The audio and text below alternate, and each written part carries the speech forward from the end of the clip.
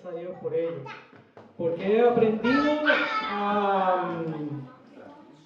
a confiar, a depositar mi confianza en Él. He aprendido a que si hay momentos en que aparentemente las cosas no avanzan o aparentemente no estamos logrando o alcanzando nuestros objetivos, tal vez es porque Dios así lo ha querido, porque Dios está tomando su tiempo, porque hay algo que a lo mejor tenemos que aprender y que todavía no lo aprendemos y se está desarrollando en ello. Así que por eso yo le doy gracias a Dios y aprovechamos este espacio, ¿no? Siempre le digo a los hermanos, no sé cuántas organizaciones, cuántas corporaciones evangélicas pueden decir que tienen todo un campamento para ellos, para no venir a entretenernos, porque podemos venir a entretenernos, pasarlo bien y a lo mejor nos volvemos a Santiago tal como llegamos. La idea es que una vez que salgamos de aquí y volvamos a Santiago, seamos diferentes.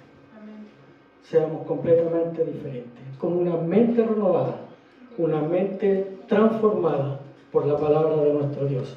Hoy día en la mañana algo maravilloso se compartió, la historia de la mujer samaritana. Algunos con los que conversábamos tenían ciertos puntos de vista diferentes, pero había una cosa en común: el Cristo, el Dios de toda la gloria, es quien se acerca a la persona.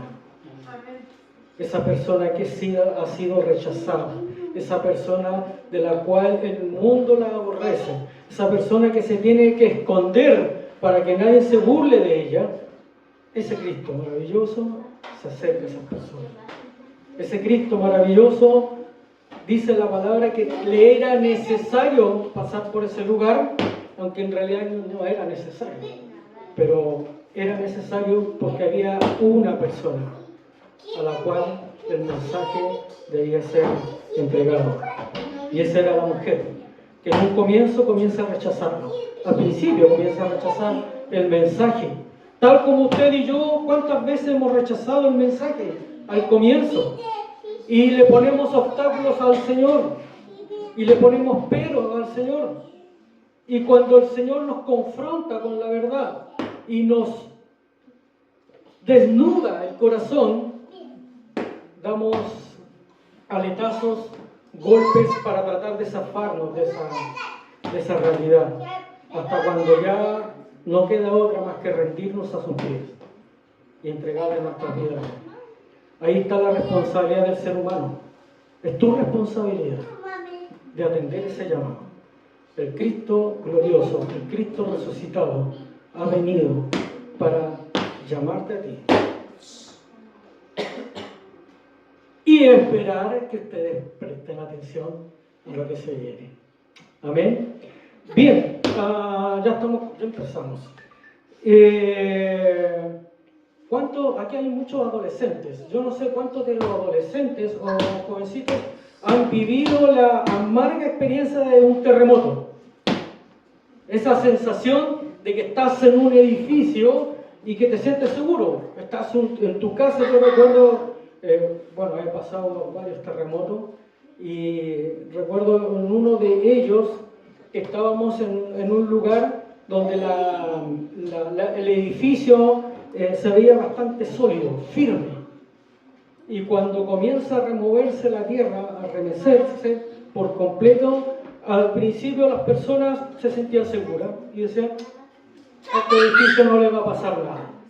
Este edificio está firme, está bien, con buenos cimientos. Y de pronto se empiezan a trizar las paredes y comienzan a caerse algunos escombros. Ustedes, los que han vivido esa experiencia, no sé si han sentido el terror y la sensación de que todo se te viene abajo. Y ese edificio en el cual tú te habías refugiado y creías que estaba firme, de pronto se está cayendo. Y se está cayendo. Y ya no es un lugar seguro donde habitar. Y obviamente todos tuvimos que salir arrancando. Muchos de esos edificios después quedaron inhabitables, porque los cimientos de esos edificios no eran correctos. no estaban firmes. Y de eso quiero hablar el día de hoy. Quiero hablar de cómo estás construyendo tu vida. ¿Dónde estás construyendo tu vida? Y cómo se está construyendo la iglesia del Señor también. El eslogan para este campamento es avanzar, ¿no es cierto? Sumar y avanzar. Pero sumar y avanzar ¿en qué? ¿Hacia dónde? ¿Cuál es nuestro norte? ¿Cuál es la dirección en la que debemos ir? Y ahí tenemos que tener un comienzo. Y ese comienzo son los cimientos sobre los cuales nosotros, usted y yo, vamos a construir esta casa, este edificio. A veces tu vida, no sé de dónde estás edificando tu vida, especialmente los adolescentes, que tienen la sensación, generalmente todos hemos sido adolescentes alguna vez, hemos sido jóvenes también, y creemos que la vida, tenemos toda una vida por delante, 50, 100 años por delante, y por lo tanto podemos hacer lo que queramos, total tengo toda una vida para equivocarme. Y a veces en una fracción de segundo, tu vida se viene abajo. Y se viene abajo porque no estabas bien parado. Porque el piso donde tú estabas construyendo tu vida se vino abajo. No estabas parado en la roca firme. De eso quiero hablar el día de hoy, y para ello vamos a ir a un texto. Si Jorge, a ver si me acompaña con una presentación, y vamos a ir a Mateo 7:24. Edificando la iglesia vamos a construir sobre la roca. Esa roca es Cristo mismo. Así que hay tres aspectos en los cuales tu vida debe ser edificada. Tres aspectos que si falla uno de ellos, tu vida corre peligro. Tu vida corre peligro de venirse abajo, de desmoronarse.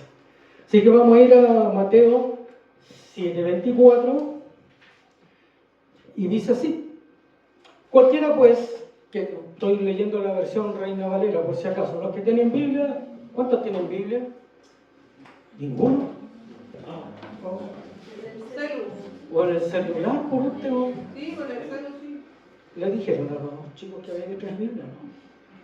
Ya. Bueno, los que tengan Biblia, por favor, vayan ahí a Mateo capítulo 7, verso 24. Dice así: cualquiera pues que me oye estas palabras y las hace, le compararé a un hombre prudente que edificó su casa sobre la roca. Descendió la lluvia, a propósito de todo lo que ha pasado, la tragedia que ha pasado lamentablemente. Cuando descendió la lluvia, vinieron los ríos, soplaron vientos y golpearon contra aquella casa. Y no cayó, porque estaba fundada sobre la roca. Pero cualquiera que me oye estas palabras y no las hace, subraye ahí, raye esa parte, el que no las hace, le compararé a un hombre insensato que edificó su casa sobre la arena. Y descendió la lluvia, y vinieron los ríos, y soplaron vientos, y dieron con él ímpetu contra aquella casa, y cayó. Y fue grande su ruina. Y cuando terminó Jesús estas palabras, la gente se admiraba de su doctrina, porque les enseñaba como quien tiene autoridad y no como los religiosos de la época. Así que parte el verso diciendo: el que oye estas palabras. Y ahí cabe preguntarnos cuáles son estas palabras. ¿A qué se refiere con Jesús cuando dice el que oye estas palabras? Y para ello tenemos que ir mucho más atrás y contextualizar de qué está hablando Jesús. Jesús está cerrando un tremendo sermón. Un sermón pero extraordinario, conocido como el Sermón del Monte. Por lo menos así se titula en algunas versiones de la Biblia. Algunos eruditos teólogos lo han llamado el compendio de las doctrinas de Cristo. ¿Por qué compendio? Porque básicamente todo lo que encierra el Sermón del Monte es una síntesis de todas las enseñanzas de Cristo que fue entregando durante su vida ministerial. Él fue desarrollando todo ese sermón en la vida de sus discípulos, de sus seguidores, en todo ese periodo. Por lo tanto, tiene bastante sentido llamarlo el compendio de todas las doctrinas de Cristo. Hay otros que le llaman la Carta Magna del Reino de Dios. ¿Usted sabe lo que es una Carta Magna? De los chicos, ¿quién sabe qué es lo que es una Carta Magna? ¿Nadie? ¿Nadie sabe? La constitución de un país. La constitución de un país. Hace un tiempo atrás, nuestro país se llevó a cabo un proceso de reforma a la constitución, las cuales ambas fueron rechazadas. Pero ¿por qué es necesario que un país tenga una constitución? Porque están cimentados ahí los fundamentos, las bases de cómo se debe regir una sociedad. Y lo que está planteando aquí el Señor es cómo son los ciudadanos del reino de los cielos, en el cual entramos usted y yo. Todos aquellos que han recibido a Cristo y le han servido, le siguen, se han vuelto a Él, dice la palabra que han entrado en el reino de los cielos. Pero entrar al reino de los cielos no significa tener una vida libre de responsabilidades. Todo lo contrario, hay una tremenda responsabilidad ahí. Hay otros que le llaman a este sermón como el manifiesto del rey. Es decir, es un decreto donde el rey dice así se deben comportar los ciudadanos de este reino. Y por lo tanto, estas son las condiciones. Así se forma. Bien, pero vamos a ir recordando algunos aspectos, porque esto nosotros lo estudiamos el año antes pasado. El pasado o antes pasado. Estuvimos estudiando el Evangelio de Lucas y le dimos bastante tiempo a todo este sermón. Así que hay que recordar porque la mente es frágil y se nos olvidan algunos aspectos. Así que voy a tratar de ir rápido. Algunos rasgos, por ejemplo, del reino de los cielos son las bienaventuranzas. Nosotros cuando leemos bienaventurado el pobre en espíritu, porque de él, ¿alguien se lo sabe? Es el reino de los cielos. Es el reino de los cielos. Bienaventurado el pobre en espíritu. Esto pareciera que esto es una cosa como un poco... Estas personas que les gustan el sufrir, ¿cómo se llaman? Masoquista.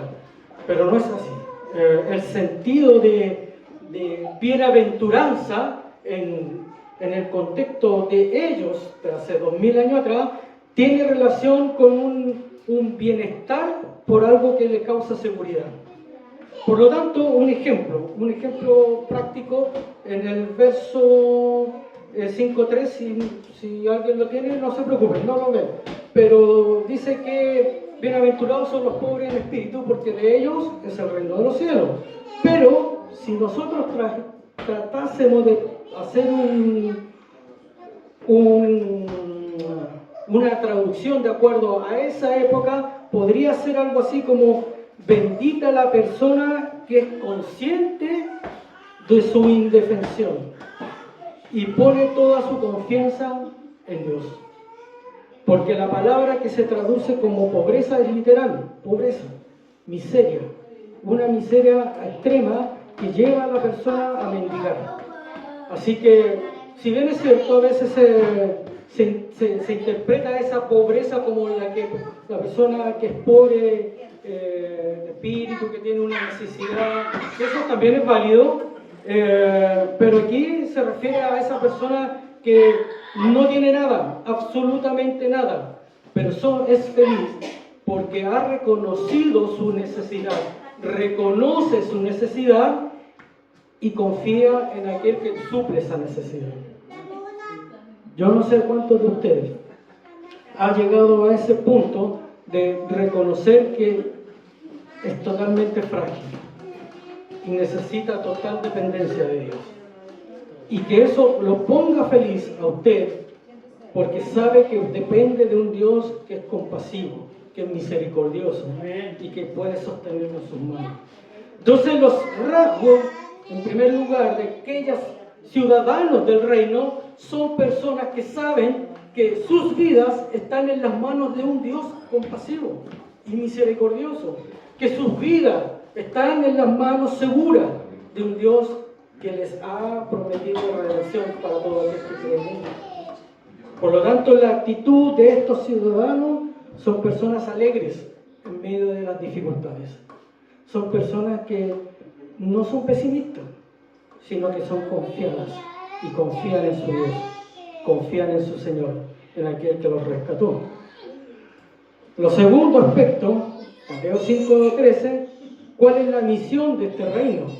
¿Usted conoce la misión de la iglesia o no? ¿Sabe cuál es su misión como creyente, como ciudadano del reino?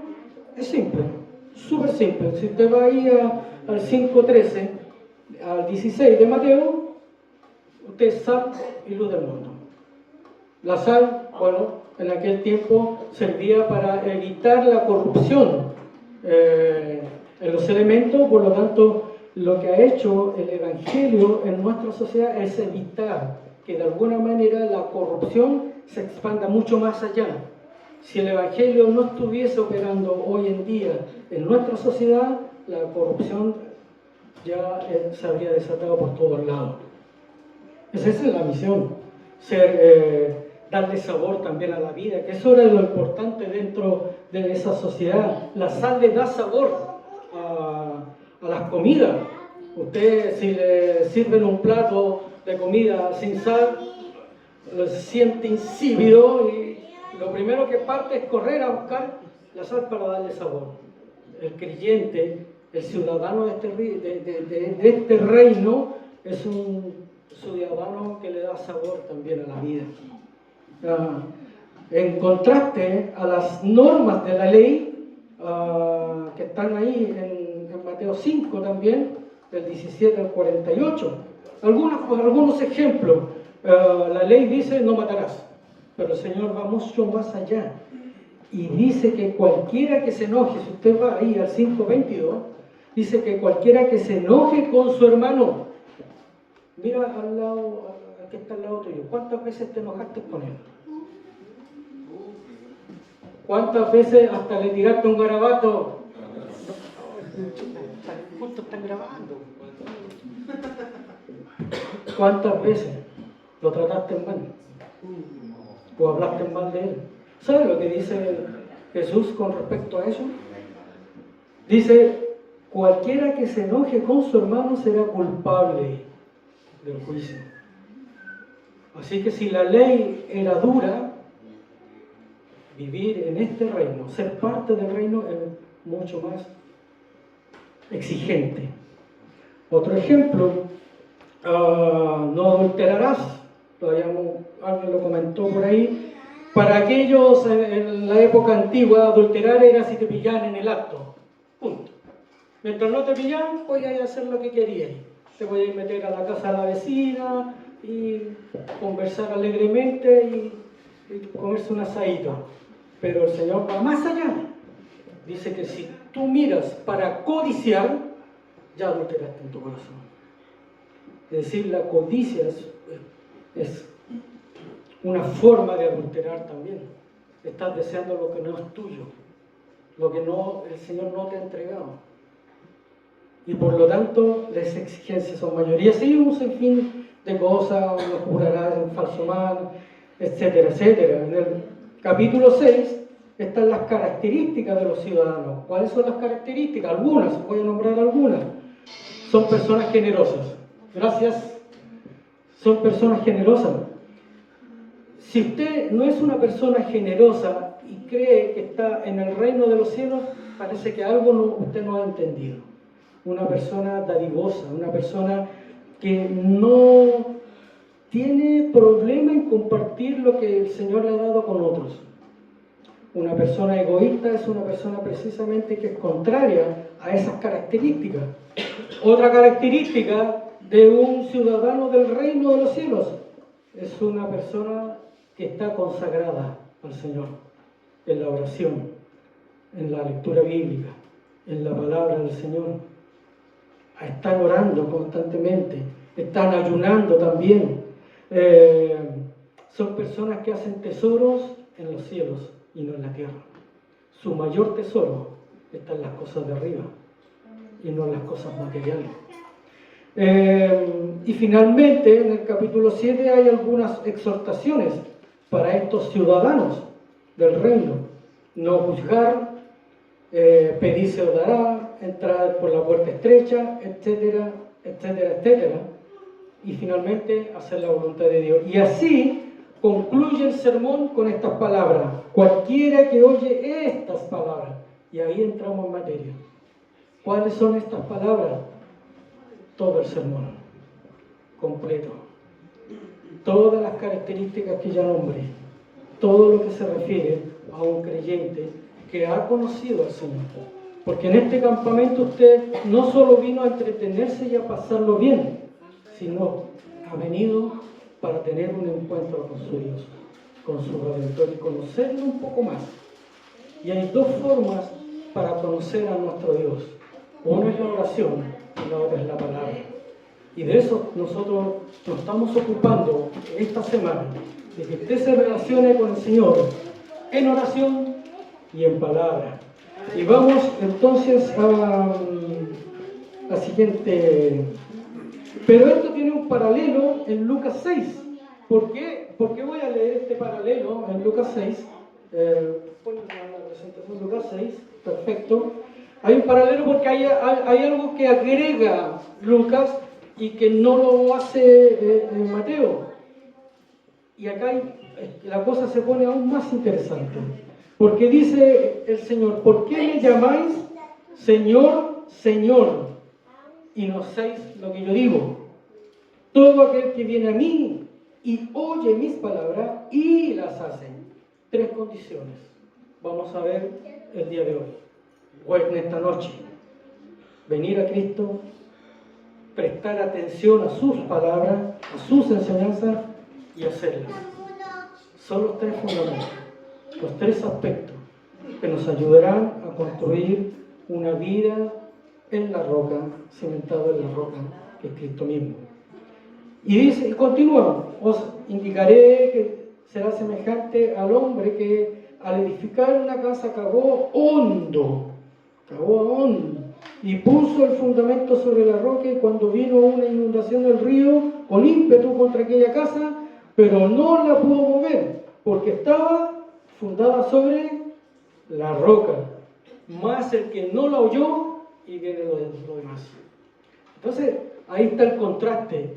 El que presta atención a las Escrituras, el que presta atención a las enseñanzas del Señor, versus con aquel que está tan distraído en su vida cotidiana que no presta atención a las enseñanzas de Cristo. Así que vamos a ver esos 3 aspectos. La Biblia nos enseña de que esta roca es Cristo mismo. Tenemos algunos fundamentos, por ejemplo Efesios 2:20, si quieren lo notan por ahí, después ustedes lo verifican en sus casas, ¿ya? También está Colosenses 2:7, ¿ya? Ustedes van a ir viendo, eso lo van a ir corroborando. Y 3 principios vamos entonces a ver en estos aspectos, hasta llegar a los principios que son fundamentales. Número 1, venir a Cristo. Lucas parte diciendo: ¿por qué me dicen Señor, Señor? Hoy día ustedes y yo le decimos Señor a cualquier persona. Para nosotros, en nuestra sociedad, la palabra Señor es una palabra demasiado común. A cualquiera le decimos Señor. Pero en aquella época, llamarle Señor a una persona era decirle el amo, el Señor de todo, el que tiene autoridad. Había un solo título en el Imperio Romano que tenía lo que se traduce como Señor, el Kyrios, y ese era el César. Solo el César ostentaba aquel título de Señor. Había otro título, pero en otra palabra, que es el Señor de la casa, el Dominus, en Roma. El Dominus era el Señor, pero solo de la casa. El Kyrios era el Señor de todo el imperio. Y Jesús les dice, ustedes me llaman el Kyrios, el Señor de todas las cosas, y sin embargo ustedes no me prestan atención. En aquella época, decir que Jesús es el Señor era una sentencia de muerte.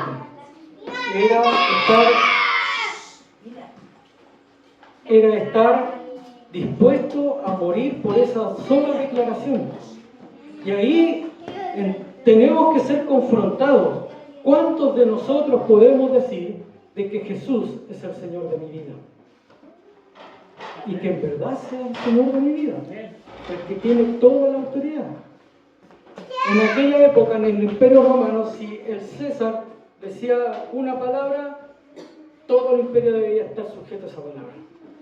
Y el que no cumplía con esa palabra, o era encarcelado, o era castigado fuertemente, o derechamente sentenciado a muerte. Y decir que el César no era el Señor, sino que Cristo es el Señor, las cosas eran durísimas para el creyente. Por muchos años he escuchado una famosa confesión de fe, de que si confiesas que Jesús es el Señor, y pareciera que repetir esa sola frase nos da el derecho a ser ciudadanos del reino o vivir una vida conforme a las enseñanzas que Cristo nos dejó. Pero cuando entendemos lo que eso significa ser capaces de dar nuestra vida por nuestro Señor. El que confiesa que Jesús es el Señor es alguien que está dispuesto a dar su vida por Él, como Él la dio por nosotros. Y vuelvo a preguntar, ¿es Jesús el Señor de tu vida? Y Jesús le pregunta a la gente, ¿ustedes me llaman Señor? ¿Por qué me llaman Señor si no hacen lo que yo les digo? Entonces el primer punto es venir a Cristo. Ustedes, algunos han venido por primera vez, yo no sé si alguna vez los que nos visitan o por primera vez han llegado aquí al campamento, si alguna vez usted ha dado este paso de venir a Cristo. Porque Cristo nos está llamando todo el tiempo. Ya lo escuchamos en la mañana. El Señor viene a buscar a los que se han perdido. Y es tu responsabilidad atender ese llamado. Es tu responsabilidad obedecer a esa voz que te está diciendo, ven y sígueme. Esa invitación que hizo Jesús a la mujer samaritana, toma agua conmigo, bebe agua conmigo y conversemos un rato. Esa invitación es la que te hace el Señor, para que tu vida comience a cambiar de rumbo, a girar de rumbo, a comenzar a ser edificada donde debes ser edificada. Y esa es la invitación que te hace el Señor. Por lo tanto, ven a Cristo. La primera cosa que debes hacer para que tu vida sea construida en una base sólida, en una roca firme, lo primero que tienes que hacer es venir a Cristo. Vuélvete a Cristo. Vuélvete al Señor. Él te está llamando. El segundo aspecto es oír sus palabras. Este oír también es un problema para nosotros en nuestro idioma. Porque todos están escuchando lo que estoy hablando, ¿cierto? El micrófono suena fuerte, los parlantes suenan fuertes. Todos están escuchando. Por lo tanto, nadie puede decir, no hay ningún sordo aquí, ¿cierto? Todos tienen oídos sanitos. Pero ¿a qué se refiere con oír estas palabras? Significa que entre por aquí, se desarrolle en tu mente, baje a tu corazón y se vuelva una realidad. Es decir, presta atención. Presta atención a las enseñanzas que el Señor te está dando. Presta atención a sus palabras. Presta atención a todas sus doctrinas que han sido desarrolladas durante su ministerio y luego a través de los apóstoles y que escribieron todas esas cartas en el Nuevo Testamento. Presta atención a lo que el Señor está diciéndonos el día de hoy, a lo que te dijo hoy en la mañana. Porque yo creo que el Señor tiene que haber hablado en la mañana. Y si no causó ningún efecto en ti, probablemente no prestaste atención. La invitación es, abre tus oídos. Y esa también debiera ser nuestra oración, Señor, abre nuestros sentidos, nuestros oídos, para que tu palabra penetre en nuestro ser, en nuestro interior, se desarrolle en nuestra cabecita y se haga parte de nuestra vida. Y por último, muy ligado a lo segundo, obedecen. No saco nada con venir a Cristo, venir todos los domingos a la iglesia, venir a todos los campamentos. ¿A cuántos campamentos han venido ustedes? 10, 20, 30, 50 campamentos. ¿Cuántas veces de esos campamentos usted ha prestado atención a lo que el Señor le ha dicho en su vida? ¿La mitad? ¿Menos de la mitad? Y de esa mitad, o menos de la mitad, ¿cuántas veces ha obedecido al Señor? Entonces no basta solo con venir a Cristo, no basta con escuchar sus enseñanzas, ir cada culto que nos hemos, ya sea día domingo o las clases de estudio bíblico o las reuniones de adolescentes o jóvenes, sino también hay que obedecer. Sin obediencia difícilmente estaremos edificando en el lugar que corresponde.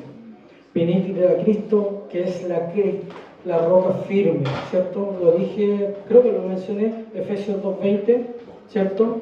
Edificado sobre el fundamento de los apóstoles y los profetas, siendo la principal piedra del ángulo Jesucristo mismo. Usted puede ahí comprobar, anotar, tome nota de Efesios 2:20. Arraigados y sobreedificados en Él, refiriéndose a Cristo, y confirmados en la fe, así como habéis sido enseñados, abundando en acciones de gracia. Colosenses 2:7. La piedra de tropiezo le llamaban a Jesús, en Romanos 9, que también está en Isaías 28. ¿no? Y hay otros pasajes que también demuestran que esa roca firme en la cual nosotros, tu vida debe ser edificada, es Cristo mismo.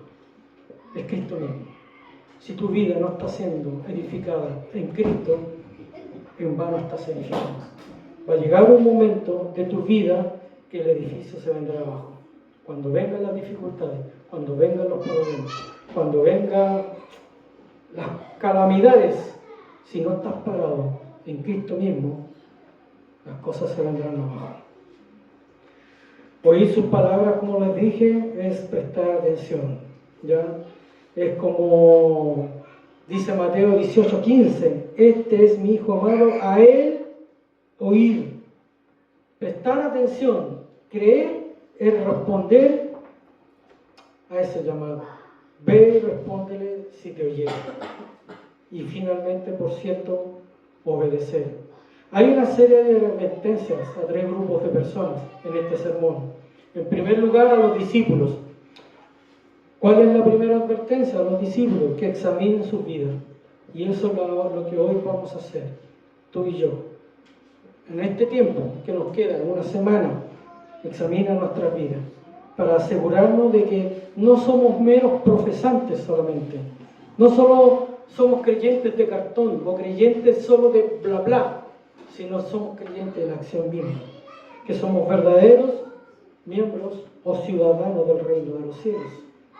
La segunda advertencia tiene que ver con las multitudes. Las insta a considerar cuidadosamente la alternativa de seguir a Él. Tal vez es usted una persona que todavía no le ha entregado su vida a Cristo. Hoy es el tiempo de hacerlo. Hoy es un buen momento para considerar su vida y examínese cuidadosamente y evalúe la alternativa de seguirle a Él. Y finalmente está dirigida a los religiosos de la época. ¿ya? Les advierte sobre su responsabilidad de guiar al pueblo por un camino equivocado.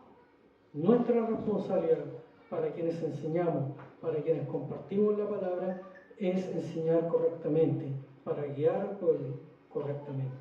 3 advertencias que concluyen este sermón. Y la invitación es venir a Cristo, presta atención a sus palabras y obedece. Así que, amado Dios, buen Padre, gracias por este tiempo. Yo te ruego por la vida de cada uno de los que están aquí presentes, Señor, para que